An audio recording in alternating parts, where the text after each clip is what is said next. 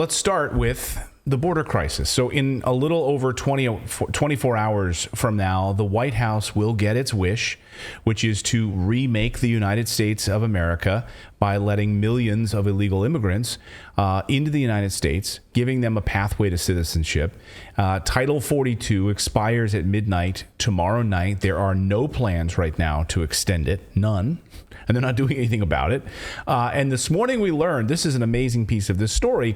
This morning we learned that the Department of Homeland Security and ICE have been hiding and suppressing data, hiding the real numbers of illegal immigrants coming across the border who are then detained, arrested by ICE agents. Look at this. So according to the numbers, ICE's hidden numbers, they misreported their total.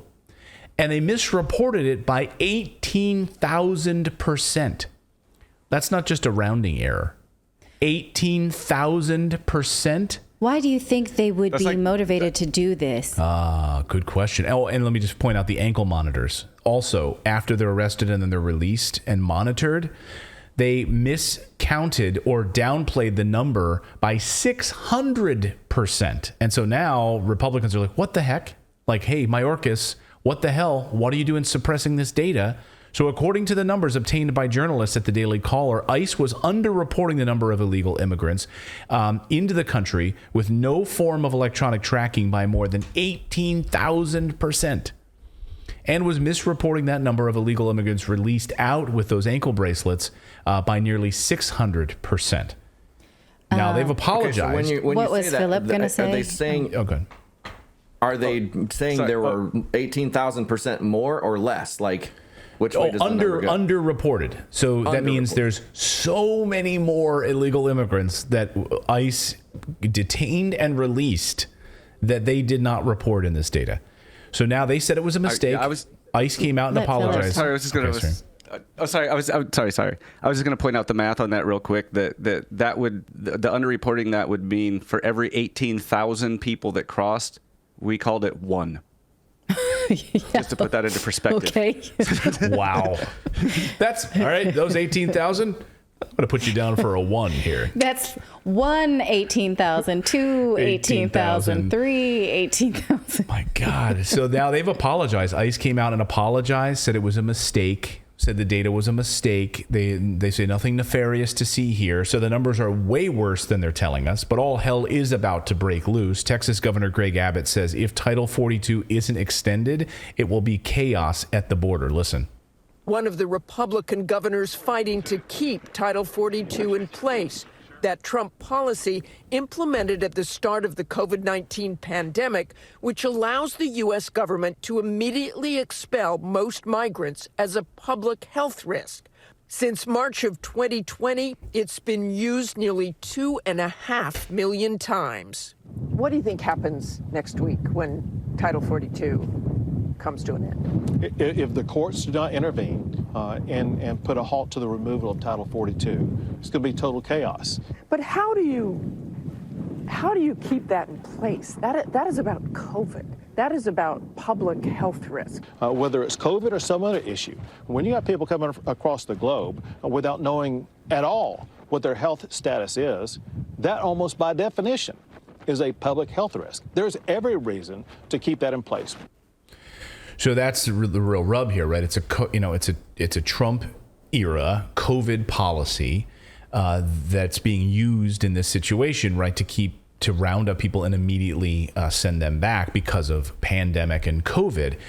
So there, Martha Raddatz is sitting there saying, well, how do you continue to push this if if COVID is gone, basically? But the White House is still telling us it's present. They're pushing booster shots.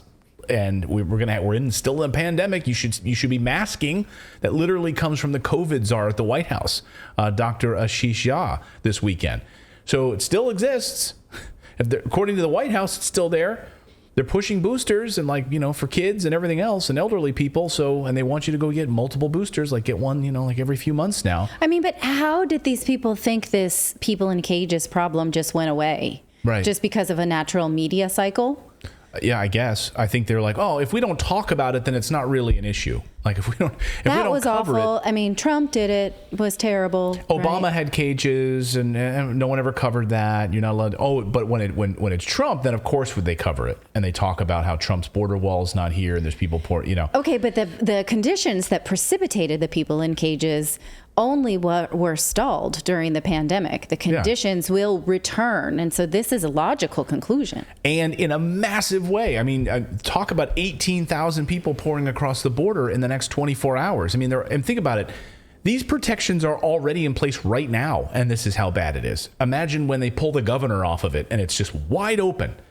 So the Biden administration was happy to lean on Title 42 as an excuse for months now to expel illegal immigrants. Remember when DHA, Department of Homeland Security, DHS Secretary Mayorkas told us that the border is secure? Watch. Message is quite clear. Do not come. The border is closed. The border is secure. We are expelling families. We are expelling single adults under the CDC's authority, under Title 42 of the United States Code, because we are in the midst of a pandemic. So last night, the mayor of El Paso, Texas, declared a state of emergency. Mayor Oscar Lesser declared this state of emergency. So I don't know, I'll ask a question. Why hasn't the Biden administration done it? But here is Mayor Oscar Lesser declaring this emergency. Watch. What's the best way of continuing to make sure that everyone's safe? And as we see the increase in asylum seekers into our community, and we see the temperatures dropping, and we know that Title 42 looks like it's going to be called back on Wednesday, we felt there was proper time today to call a state of emergency. So state of emergency. So the question is, why hasn't the Biden administration declared a state of emergency, put in National Guard troops, done it himself, because it always has been the plan from Democrats to remake this country, to have a nonstop wave of immigrants. Here is President Biden, then Senator Biden. Actually, no, he was vice president at the time. So this was Vice President Biden at the time in 2015, admitting that their goal is a nonstop wave of immigration. They want a nonstop wave of immigration coming into the United States. This is Democrat Vice President Joe Biden. Notice the man sitting to his right side during this speech. Watch. An unrelenting stream of immigration. Nonstop.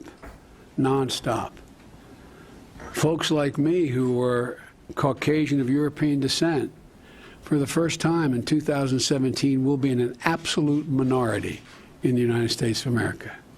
Absolute minority. Fewer than 50% of the people in America from then and on will be white European stock. That's not a bad thing. That's a source of our strength. In fact, I interviewed the president when he was the vice president about immigration. And it was a whole program that the White House sponsored with Microsoft and Skype in order to promote open borders. Right. And it was, it was a corporate sponsored event for the vice president at the time to talk about how he thinks that immigration is the soul of America, which in many ways is true. But that doesn't mean an influx of illegal of people without resources, when the people who live here at this moment can't afford basic necessities due to global sanctions. So the Department of Homeland Security will not let the media go and cover. Another reason why it's so quiet is because the Department of Homeland Security won't let cameras in. So to see what's actually happening at these border facilities, like how overrun are they? How many people are there? Why can't we get some transparency on this issue? So the only way to get video is through leaks. And if someone sneaks video out of there, they take your phone when you go in there. So it's very difficult unless you're a sitting member of Congress going there. So if you're a member of Congress, you can actually take some video. And that's actually what happened. Congressman Tony Gonzalez went to one of these facilities and at the Texas border and processing centers. And what he gathered on camera was unbelievable. This is from a congressman. Look at this. This is only supposed to hold about 1,000 people. There's close to 5,000 in this one center, sleeping on floors, with like those aluminum foil blankets, like the things you give to people after they run a marathon. Yeah, like, or get hurt. These kids like sleeping on these mats, like. Cassandra Elin Alvarado Guzmán, Stephanie y Maria Alvarado Tino. Jeez. This is, unbelievable. So Texas Governor Greg Abbott has deployed the National Guard. This is another major piece of the story. 5,000 soldiers to the border to fight the flood of illegal immigrants. But the number keeps growing, of course, that are coming across the border, and it's about to explode. Listen. They are arriving in record-breaking numbers. 2 million this year. Masses of migrants, families, children clinging to their mothers, forging rivers with little but the clothes on their backs. Roughly 2,500 migrants have crossed into El Paso every day this week, pushing the state to the brink. And that's before Title 42 is set to expire, when the Department of Homeland Security predicts the numbers along the southern border will swell to 18,000 a day. 18,000 a day. So then what? This is the plan, right? The plan is millions of new people living in the United States, that they'll try to give them a pathway to citizenship. This will completely alter the United States. It will ultimately, of course, they think it will help Democrats, right? They'll be able to remake these states. They think that by allowing them sanctuary. Especially because Latins are increasingly voting Republican as they start to see how Democratic policies hurt them. It is amazing, right? They think that that's going to help, right? They're going to bring these people in, and then they're going to vote for Democrats. As if they don't, as if they can't, understand nuance. But the last few election cycles, they've seen increasing numbers of minorities voting Republican because Democratic policies are, they're promoting, in my opinion, crime and perversion and all kinds of things that are like literally hurting the poorest among us, and climate policies that harm poor people. And I do think that there's a changing of the tide. I'm not saying Republican strategies are all that much better, but I do think that this sort of hedging of the bets that minority races will vote Democratic may not hold forever. So they're trying to build this wall. Abbott announced $1 billion for the continuation of the building of the wall. Right now, they're having to use these like shipping containers. You can see here these are new shipping containers that they're having to put up as temporary walls to try to keep people out. I mean, so this is all along there. They're like, oh, well, we got some. That's beautiful. Put up some ugly ass shipping containers. I mean, that's what they're doing. That's how this is an emergency right now. Listen though to how the left-wing media tries to blame the border crisis on Trump and Texas Governor Greg Abbott for calling attention to the fact. So they have been saying our borders are open. It's wide open. People just walk across. And listen to the left-wing media basically blame them for saying that, like saying the truth out loud. Like what you're doing by calling attention to this is inviting people across the border. This is laughable. Watch. You talk about the border wall, you talk about open borders. I don't think I've ever heard President Biden say, we have an open border, come on over. But people I have heard say it are you, are former President Trump, or Ron DeSantis. That message reverberates in Mexico and beyond. So they do get the message that it is an open border, and smugglers use all those kinds of statements. Wait. So their sarcasm is what's forcing poor, impoverished people? Yeah. So it's Greg Abbott's fault for calling attention to the fact that our borders are porous and open. Isn't that the biggest crock of shit The way you've heard? Trump says, like, hey, we're open. Because we haven't built a wall, it's our fault. So it's open season. And so then these people who have no way to feed their baby think, great idea. Right. Okay. That's the equivalent. That's the equivalent of like you punching me in the face and me saying, "Hey, you punched me in the face," and you going, "You're promoting violence." Yeah, you just said it. No.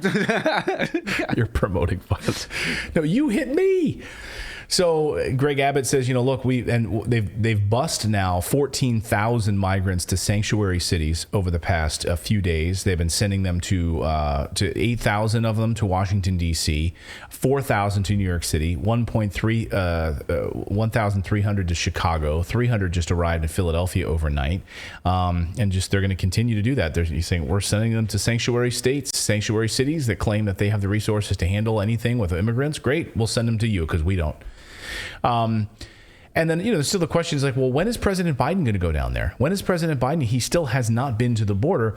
And yet Jean-Pierre, White House press secretary, just lied right to our faces and said that, well, he doesn't need to go because he's already been there. He's been to the border. Listen. He's been there. He's been to the border. And since he took office. When did he go to the border? Since he took office, the President Biden has been taking action to fix our immigration system and secure our border. Yeah.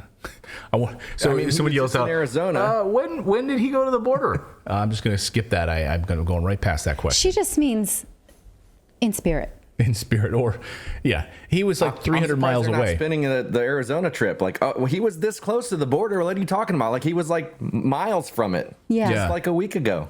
Well, maybe run to the border is a very old Taco Bell slogan. Mm-hmm. Run for the border. Right. So maybe he's done that. Maybe he went to Taco Bell. Yeah. And he's like, he got one of those bean burritos. That's it. He ran for the border.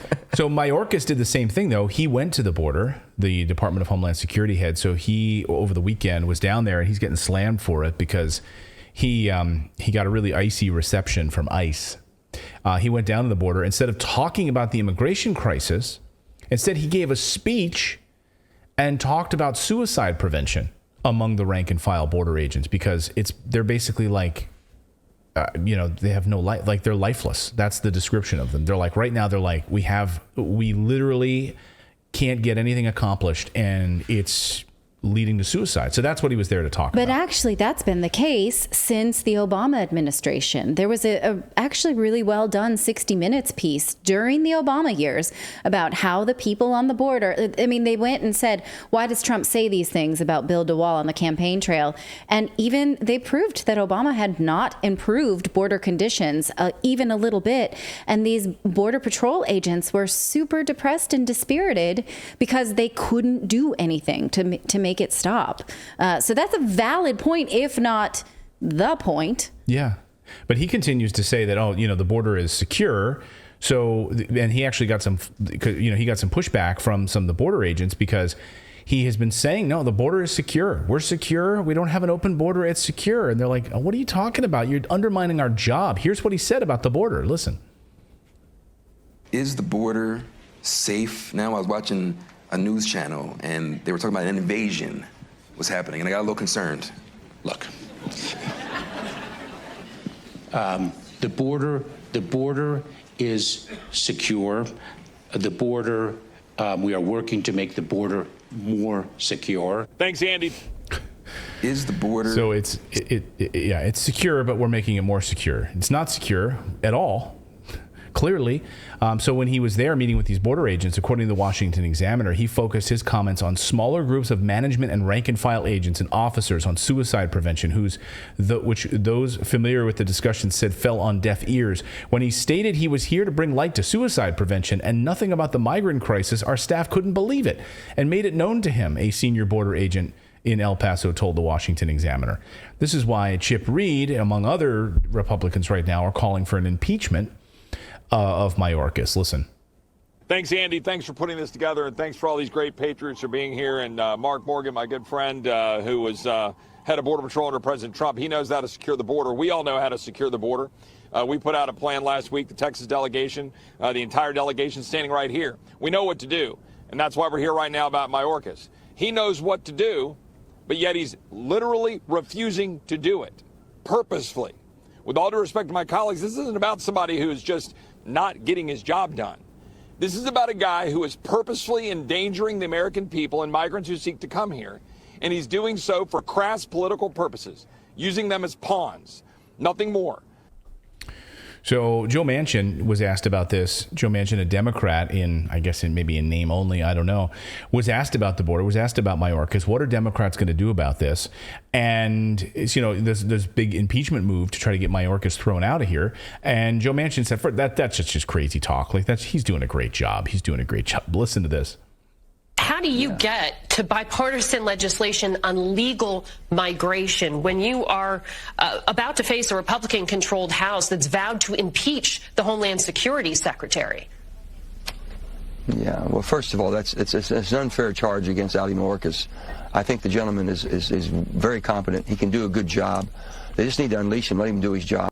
They need to unleash him and let him do his job. They need to just give him, what does that even mean? They need to unleash him. Wait, isn't that, if he's unleashed, won't he then follow through with the disinformation, misinformation thing he was going to be part of? Oh, yeah. Yeah. Yeah, if unleashed, with him being leashed, he's managed to do incredible damage, right? We know the relationship with DHS and Twitter. We're going to talk about the Twitter files in a little bit. Oh, yes. Well, maybe he's really busy securing the border with Russia. Maybe.